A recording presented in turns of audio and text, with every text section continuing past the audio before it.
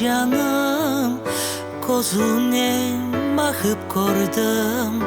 Denişe bu dünya tek senin yanında.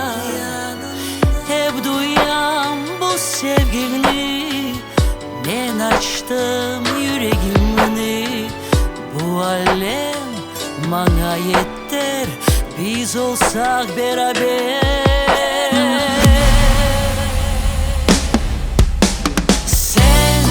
Sen Allah'tan yollandın ömrüme, seni güzel en aydın mucize. Canım rahat sen tutsan elimden. Canım er bir yolum kediredek sana. Dünya güzel tek senin yanında. Sen tam ettin beni bu hayatta.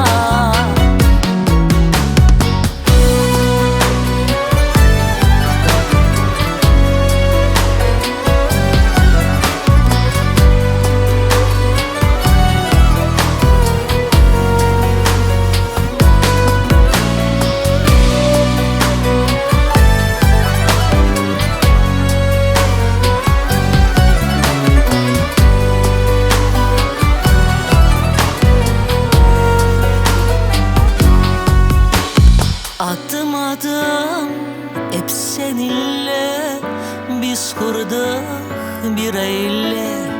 Tek senin bu dilim, ah benim sevgilim. Hep yanımda, hep dayançım. Sen ruhum, benim gücüm. En aydın hayalim, sen gerçek oldun.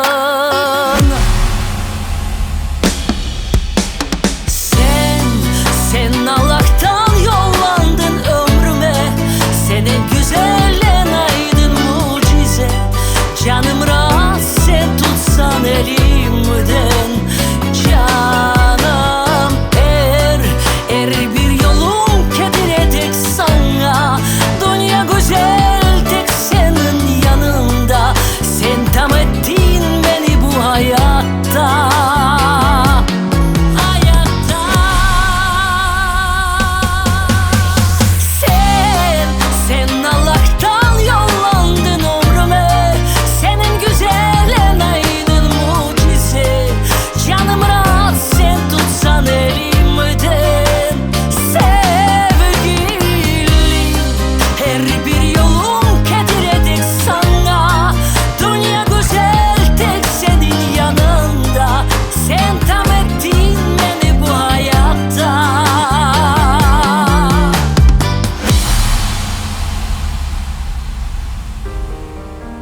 Tek sen benim yüreğimde.